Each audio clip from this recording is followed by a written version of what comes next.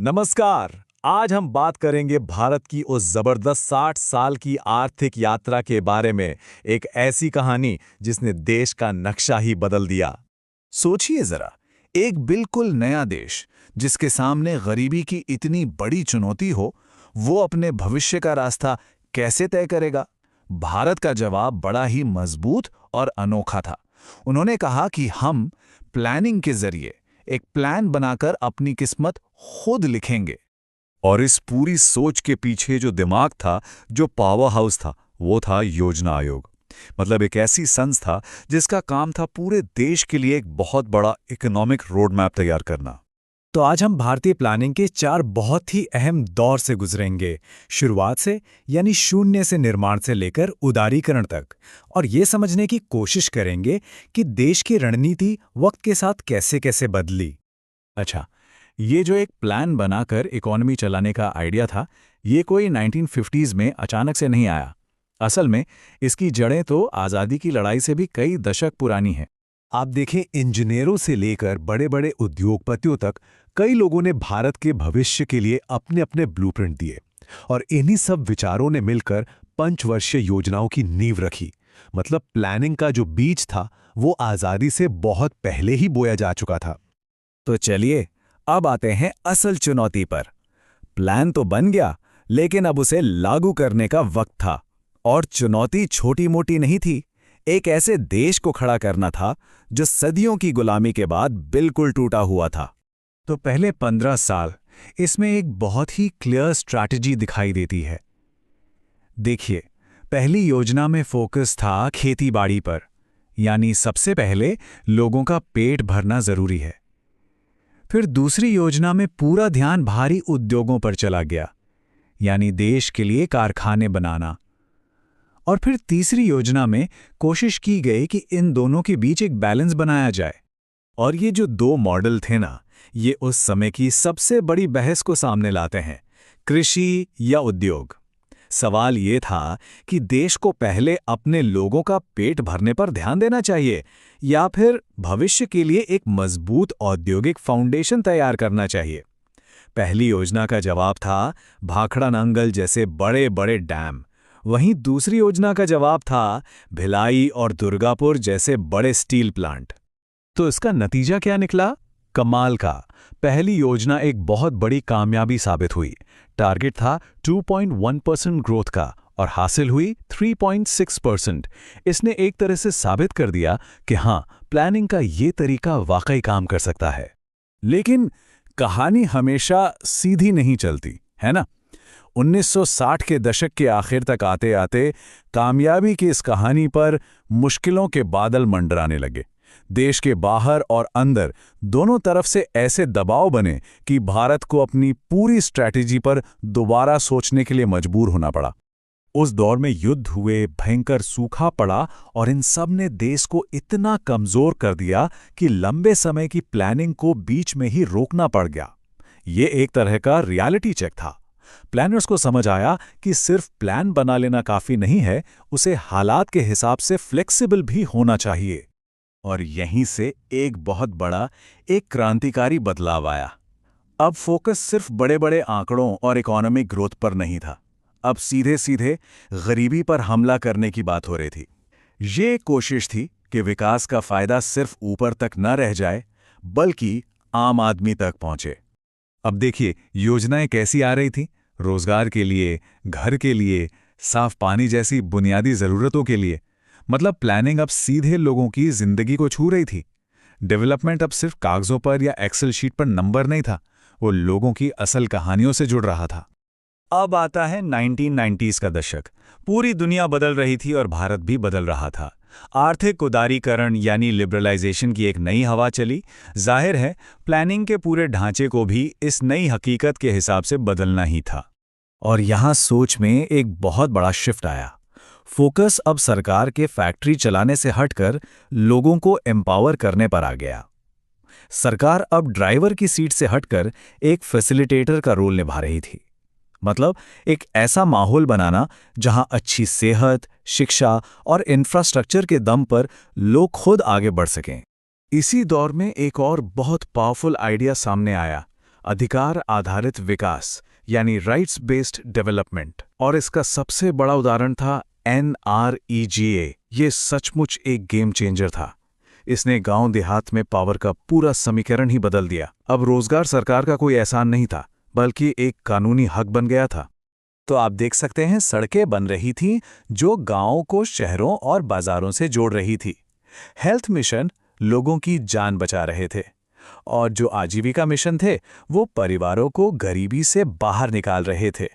अब जो डेवलपमेंट था वो टॉप डाउन नहीं बल्कि बॉटम अप हो रहा था, यानी जमीन से जुड़कर। तो प्लानिंग की इस 60 साल की लंबी यात्रा को देखने के बाद हम सीखते क्या हैं? इसकी असली विरासत, इसकी लेगेसी क्या है? देखिए, भारत की प्लानिंग की सबसे बड़ी ताकत थी उसकी फ्लेक्सिबिलिटी, उसका बदलते वक्त के साथ खुद को ढाल लेना। ये योजनाएं कभी पत्थर की लकीर नहीं थी, बल्कि ये एक लिविंग डॉक्यूमेंट की तरह थी, जो देश की बदलती ज़रूरतों के साथ लगातार इवॉल्व होती रही। ये सफ़र है बड़े बड़े बांधों से लेकर आम इंसान के अधिकारों तक का। ये सिर्फ एक इकोनॉमिक स्टोरी नहीं है, ये एक देश की अपनी पहचान ढूंढने की कहानी है, एक ऐसे राष्ट्र की जो लगातार सीखता रहा और खुद को बेहतर बनाता रहा।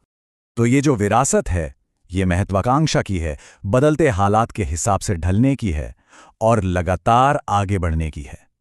ये हमें भविष्य के लिए बहुत ज़रूरी सबक सिखाती है और एक बड़ा सवाल हमारे सामने छोड़ जाती है। 21वीं सदी की चुनौतियों का सामना करने के लिए भारत का अगला बड़ा प्लान, अगला ग्रैंड ब्लूप्रिंट क्या होना चाहिए? 2020 का दशक क्या दशक था, है ना? एक तरफ ग्लोबल महामारी, दूसरी तरफ इकोनॉमी पर गहरा असर। भारत के लिए ये एक बहुत बड़ी चुनौती थी। लेकिन कहते हैं ना, हर संकट अपने साथ एक मौका भी लाता है। और इसी दौर में एक नया ब्लूप्रिंट, भारत के भविष्य का एक नया खाका उभर कर सामने आया। चलिए आज उन बड़ी योजनाओं को समझते हैं जो इस नए भारत को आकार दे रही हैं। तो इस कहानी को समझने के लिए हम इसे 5 हिस्सों में देखेंगे। सबसे पहले हम उस संकट की घड़ी में चलेंगे जब तुरंत एक्शन लेने की जरूरत थी। फिर देखेंगे कि भविष्य के लिए एक मजबूत भारत बनाने की क्या तैयारी चल रही है। इसके बाद हम उन लोगों पर फोकस करेंगे जिन्हें सशक्त बनाने के लिए खास नीतियां बनी। फिर देखेंगे कि ये सब राज्य स्तर पर कैसे काम करता है, और आखिर में इन सब को जोड़कर ये समझेंगे कि ये सब हमें कहाँ ले जा रहा है। तो शुरुआत कहाँ से हुई? शुरुआत हुई एक ऐसे संकट से जिसने पूरी दुनिया को मानो रोक सा दिया था। देखिए, महामारी सिर्फ एक हेल्थ इमरजेंसी नहीं थी, ये वो चिंगारी थी जिसने सरकार को बहुत तेजी से और निर्णायक तौर पर काम करने के लिए मजबूर कर दिया। जरा उस चुनौती की कल्पना कीजिए, एक तरफ लोगों की सेहत बचाने का दबाव था और दूसरी तरफ पूरी अर्थव्यवस्था ठप पड़ गई थी। ये एक ऐसी मुश्किल घड़ी थी जहां एक तरफ जिंदगी थी और दूसरी तरफ रोजी रोटी। ऐसे में समाधान भी बहुत बड़े और व्यापक होने जरूरी थे। और सरकार का जो रिएक्शन था उसकी रफ्तार देखने लायक थी। मार्च से जुलाई 2020 के बीच, मतलब कुछ ही महीनों में एक के बाद एक कई राहत योजनाएं आईं। खाने पीने की चिंता दूर करने के लिए गरीब कल्याण अन्न योजना, इकोनॉमी को सहारा देने के लिए आत्मनिर्भर भारत पैकेज और रेहड़ी पटरी वालों की मदद के लिए स्वनिधि योजना। ये कोई धीमी ढाली सरकारी कार्यवाही नहीं थी, ये सरकार का क्राइसिस मोड था जो पूरी तरह से एक्टिव हो चुका था। 5 किलो सुनने में शायद ये बहुत ज्यादा ना लगे, लेकिन करोड़ों परिवारों के लिए ये वो सहारा था जिसने उन्हें महामारी के सबसे मुश्किल दिनों में संभाला। ये एक बहुत बड़ा कदम था, ये पक्का करने के लिए कि इस मुश्किल वक्त में कोई भी भूखा न सोए। लेकिन देखिए, किसी संकट से निपट लेना तो सिर्फ आधी लड़ाई होती है, असली विजन तो भविष्य के लिए निर्माण करने में है। तो चलिए अब आग बुझाने वाले मोड से आगे बढ़कर उस ब्लूप्रिंट को देखते हैं जो एक मजबूत और इनोवेटिव भारत बनाने के लिए तैयार किया गया है। सोचकर देखिए, रेल मंत्रालय एक नई पटरी बिछा रहा है, लेकिन सड़क मंत्रालय से कोई बात ही नहीं हो रही कि उस पटरी तक पहुंचने के लिए सड़क कैसे बनेगी।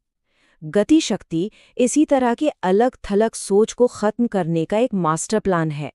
ये रेलवे, सड़क, बंदरगाह सभी को एक ही टेबल पर लाता है, ताकि प्रोजेक्ट्स सिर्फ बने ही नहीं बल्कि एक दूसरे से स्मार्ट तरीके से जुड़ें। इससे होता क्या है? समय और पैसा दोनों की बचत होती है। तो ये काम कैसे करता है? इसकी 3 आसान स्टेप्स हैं। पहला, सारे विभाग मिलकर एक साथ प्लानिंग करते हैं। दूसरा, वो एक दूसरे के साथ मिलकर काम पूरा करते हैं। और तीसरा और सबसे ज़रूरी, इसका असली मकसद है देश की इंडस्ट्रियल प्रोडक्टिविटी को बढ़ाना, ताकि हमारी इकोनॉमी को और रफ्तार मिले। और हाँ, ये सोच सिर्फ इंफ्रास्ट्रक्चर तक ही नहीं रुकी। हम देख सकते हैं कि भविष्य की बड़ी चुनौतियों से निपटने के लिए एक के बाद एक मिशन लॉन्च हो रहे हैं। National hydrogen mission, green energy पर एक बड़ा दांव है, अदिति योजना हमारे डिफेंस को मजबूत कर रही है, और डिजिटल हेल्थ मिशन और रैंप योजना ये टेक्नोलॉजी को हेल्थ केयर और छोटे बिजनेस की रीढ़ बना रहे हैं। ये सब मिलकर एक ऐसे भारत की तस्वीर बनाते हैं जो सिर्फ संकट से उबर नहीं रहा, बल्कि भविष्य के लिए खुद को नए सिरे से तैयार कर रहा है। अच्छा, मजबूत इकोनॉमी और शानदार इंफ्रास्ट्रक्चर तो ठीक है, पर आम इंसान का क्या? इस पूरी रणनीति का अगला लेवल बड़े से छोटे पर आता है। ये इस बात को मानता है कि असली तरक्की का मतलब है कि कोई भी पीछे न छोटे। यहाँ बात सिर्फ बड़ी बड़ी योजनाओं की नहीं है, बल्कि खास ज़रूरतों को समझकर उनके लिए सटीक समाधान बनाने की है। उज्ज्वला योजना का सफर इसका एक बेहतरीन उदाहरण है कि कैसे नीतियों को लगातार बेहतर बनाया जा रहा है। पहले जहां सिर्फ कनेक्शन मिलता था, वहीं उज्ज्वला 2.0 में ये पक्का किया गया कि भरा हुआ सिलेंडर और स्टोव भी साथ में मिले, ताकि योजना का फायदा जरूरतमंदों तक तुरंत और पूरी तरह से पहुंचे। ये जो लाइन है, ये पीएम विश्वकर्मा योजना का पूरा सार है। ये सिर्फ पैसे की मदद नहीं है, बल्कि ये भारत की कला और शिल्प की सदियों पुरानी विरासत को बचाने का एक संकल्प है। ये सुनिश्चित करता है कि जो हुनर पीढ़ियों से चला आ रहा है, वो आज की मॉडर्न इकोनॉमी में न सिर्फ जिंदा रहे, बल्कि और फले फूले।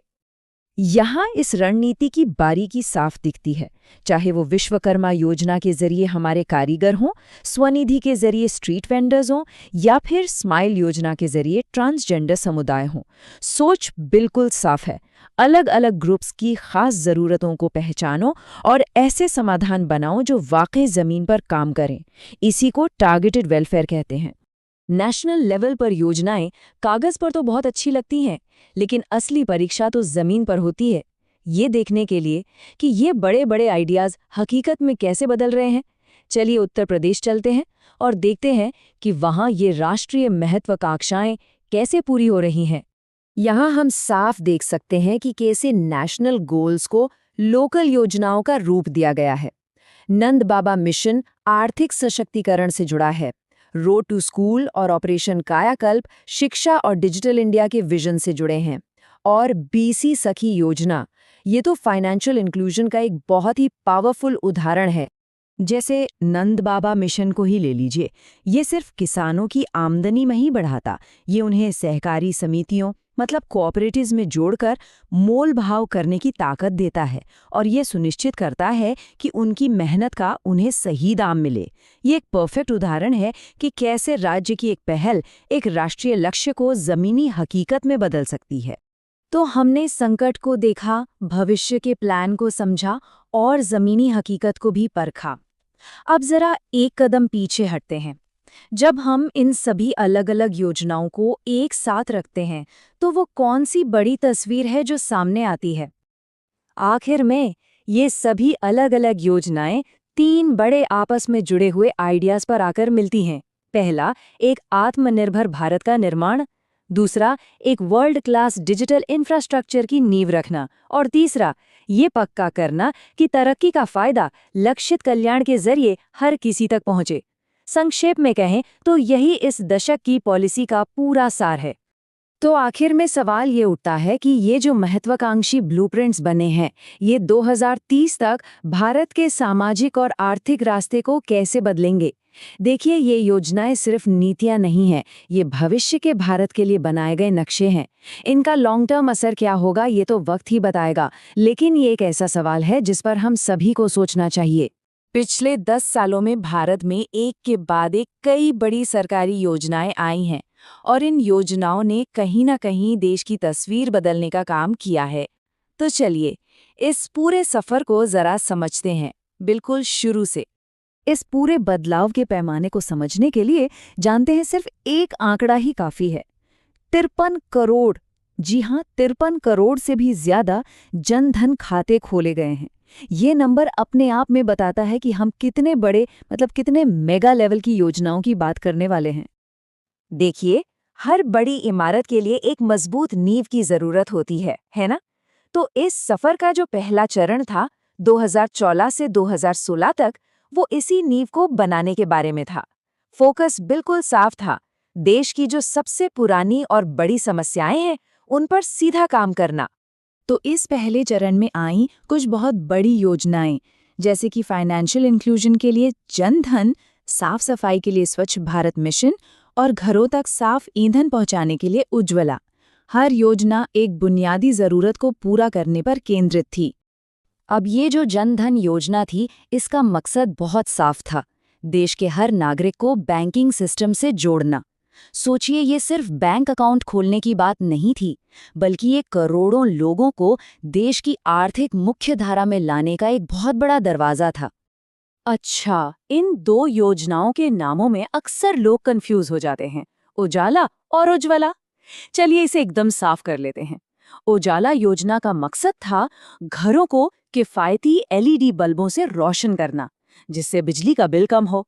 और उज्ज्वला का लक्ष्य था रसोई को धुएं से मुक्त करना, यानी महिलाओं को मुफ्त एलपीजी कनेक्शन देना। तो एक ने बिजली का बिल घटाया तो दूसरी ने सेहत सुधारी।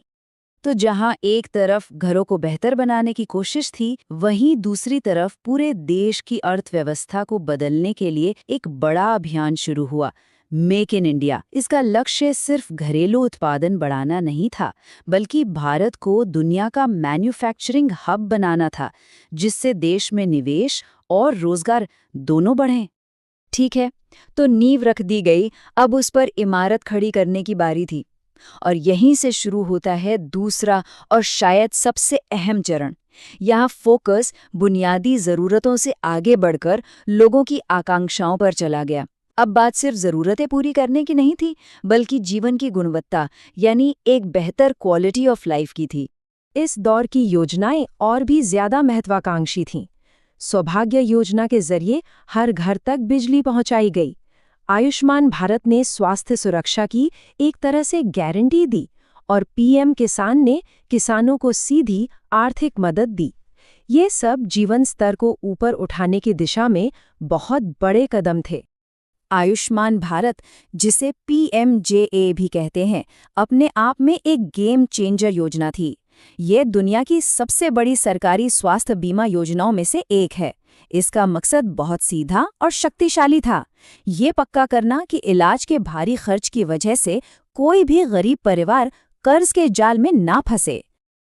और ये सुरक्षा कवच बना कैसे? इसके 3 बड़े स्तंभ हैं। हर परिवार को मिला 5 लाख रुपए का सालाना हेल्थ कवर। इसका फायदा देश के लगभग 50 करोड़ लोगों तक पहुंचाने का लक्ष्य रखा गया। और सबसे जरूरी, अस्पतालों में कैशलेस इलाज की सुविधा। बीमारी का मतलब अब सिर्फ दर्द था, आर्थिक तबाही नहीं। स्वास्थ्य सुरक्षा के साथ साथ इस चरण में किसानों की आय सुरक्षा पर भी जोर दिया गया। 6,000 रुपए सालाना। ये वो रकम है जो पीएम किसान योजना के तहत सीधे छोटे और सीमांत किसानों के बैंक खातों में भेजी गई। ये सिर्फ पैसा नहीं था, बल्कि खेती के छोटे मोटे खर्चों के लिए एक निश्चित सहारा था। और अब आते हैं सबसे ताज़ा, यानी तीसरे चरण पर।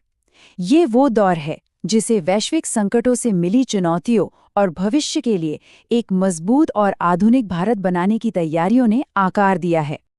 इस दौर की योजनाओं का फोकस पूरी तरह से भविष्य पर है।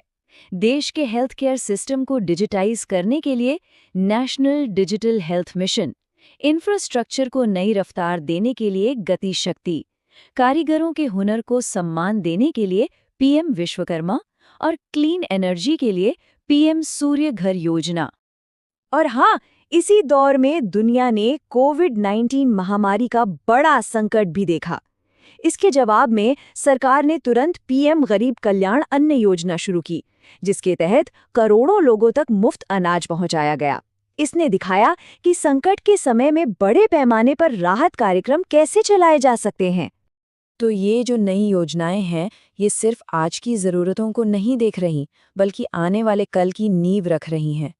एक यूनिफाइड डिजिटल हेल्थ सिस्टम बनाना हो, 1 करोड़ घरों को सौर ऊर्जा से जोड़ना हो, या फिर हमारे कारीगरों को मुख्य धारा की अर्थव्यवस्था से जोड़ना हो, इन सभी का लक्ष्य भविष्य का भारत है। तो जब हम इन सभी अलग-अलग योजनाओं को एक साथ रखकर देखते हैं, तो क्या तस्वीर उभरती है? आइए पिछले 1 दशक की इस पूरी कहानी को अब जोड़कर समझते हैं। इस पूरे दशक का सफर इन 3 हिस्सों में साफ दिखता है। पहला पड़ाव था नींव डालना, मतलब लोगों तक वित्त, स्वच्छता और ऊर्जा जैसी बुनियादी जरूरतें पहुंचाना।